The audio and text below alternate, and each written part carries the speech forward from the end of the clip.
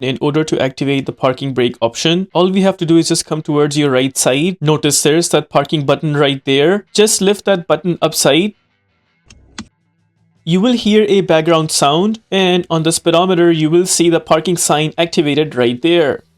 Now, in order to disengage the parking brake, all we have to do is just come towards the bottom right there. We'll press and hold the brake pedal, come back to that switch one more time. This time we will press this button downwards.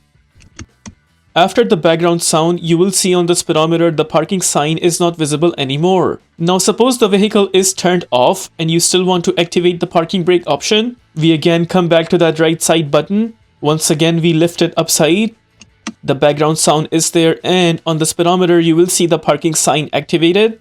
Now in order to release the parking brake while the car is turned off, the bad news is you cannot do that. You would have to turn on the vehicle in order to release the parking brake option. Like in this case, if I go down, press and hold that brake pedal one more time, then come back to that switch on the right side and press it down, you will still not be able to get rid of that parking brake option. And also on the speedometer it shows the parking sign is also there. You would have to turn on the vehicle in order to release the parking brake option. If this video helps you in any way, please consider liking this video and subscribing to our channel.